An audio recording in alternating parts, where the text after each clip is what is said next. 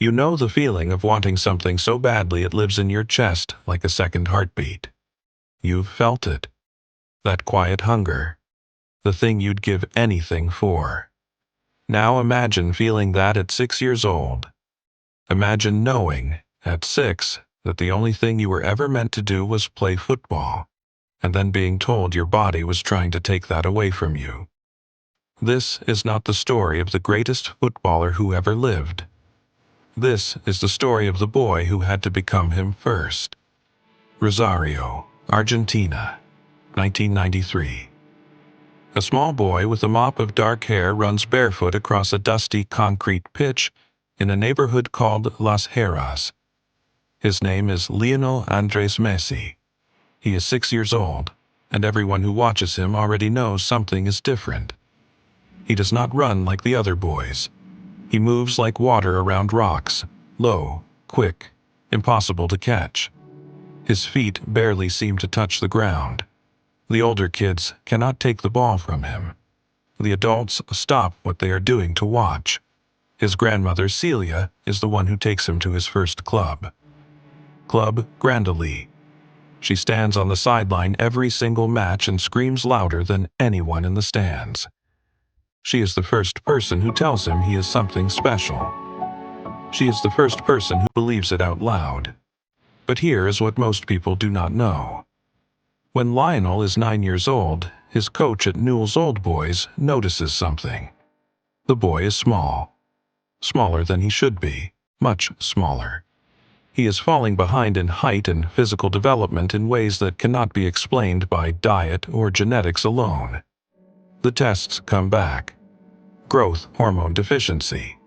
A condition where the body does not produce enough of the hormone that tells your bones and muscles to grow. Without treatment, Lionel Messi would never grow tall enough to compete at professional level. He would be left behind, outgrown, forgotten. The treatment exists, injections, every single night, for years. But the treatment costs $900 a month. $900 a month in 1990s. Argentina, a country already being torn apart by economic collapse. A country where the peso was in freefall, where families were losing everything, where the word crisis was not a headline, but a daily reality lived in every home. Jorge Messi, Lionel's father, worked in a steel factory. The family was not poor, but they were not wealthy. $900 a month was not possible. Not sustainably, not forever. River Plate passed. They said they could not fund the treatment. So Jorge Messi did something that would change the history of football. He wrote a letter to FC Barcelona. Think about what that means. A father in Rosario, Argentina. No connections, no agent, no leverage. Just a letter, a videotape of his son, and a belief so fierce it had nowhere else to go. He wrote to one of the biggest football clubs on earth and said, "My son is the best player you will ever see. Will you help us?" Barcelona's technical director at the time, Carles Rexach, watched the tape. He got on a plane. He flew to Rosario, Argentina to watch a 12-year-old boy play football. And what he saw confirmed everything. This was not a prospect. This was not potential. This was something that only comes along once in a generation. The negotiation happened fast. But the contract, the first contract that would bring Lionel Messi to Barcelona, was not signed on official paper. There was no time, there was urgency, and there was a paper napkin. On December 14, 2000, Carles Rexach signed a commitment to Lionel Messi on a paper napkin in a restaurant in Barcelona. That napkin is now one of the most famous documents in football history. The Messi family packed their lives into suitcases and moved to Spain. But the sacrifice was not over. It was just beginning. Lionel's mother could not settle. She missed Argentina. She missed her other children who had stayed behind. She made the choice to go back. And so, a 13-year-old boy found himself in a foreign country, speaking to his mother only by phone, learning to live inside a new language, a new culture, a new weight of expectation. He was homesick in a way that had no cure. And still, every morning, he woke up and trained. Because the boy who needed medicine to grow his body grew something else instead. An obsession. A silence. A focus that his teammates at La Masia, Barcelona's famed youth academy, would later describe as almost unsettling. He did not go out, he did not cause trouble. He watched, he trained, he stayed late when everyone else had gone home. They called him El Mudo, the mute. Not because he was cold, but because everything he had to say, he saved for the pitch. His grandmother, Celia, never saw any of it. She died in 1998, before he ever played professionally. Before the Champions Leagues, before the Ballon d'Or, before the World Cup.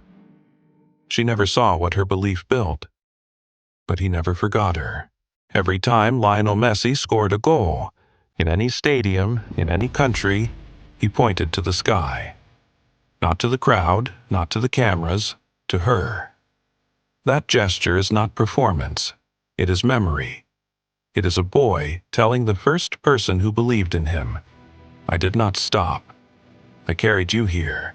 In 2004, age 17, he stepped onto a professional pitch for FC Barcelona for the first time. And then came the years that tested everything. Argentina kept losing. Copa America finals. The World Cup final in 2014. The same country that called him a god one week called him a failure the next. He never answered. He never fought back.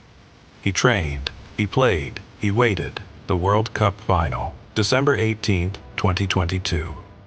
Lusail Stadium, Qatar. Argentina versus France. Messi is 35 years old. This is, everyone agrees, his last real chance. The match goes to extra time, then penalties. The weight of it is visible on his face. Not fear, but something older. Something that looks like a man who has been carrying something for a very long time and is finally, impossibly, close to being able to put it down. Argentina win. Messi falls to his knees. And somewhere in Rosario, on a concrete pitch in a neighborhood called Las Heras, a wall still stands where a small boy kicked a ball alone, undecided. There is something worth naming here. In Japanese culture there is a word, gema, which means enduring the unbearable with dignity and without complaint. Not passivity, not weakness. A profound, quiet strength. The choice to absorb hardship without making your suffering into a performance. Lionel Messi has probably never heard that word, but he has lived it his entire life. Every time you watch Messi move across a pitch, that low, water-like glide, that impossibility, you are watching $900 a month that a family found a way to believe in. You are watching a paper napkin that held more weight than any legal document.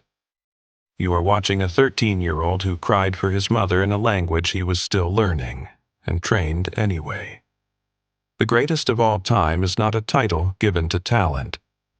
It is given to those who sacrifice before the world is watching.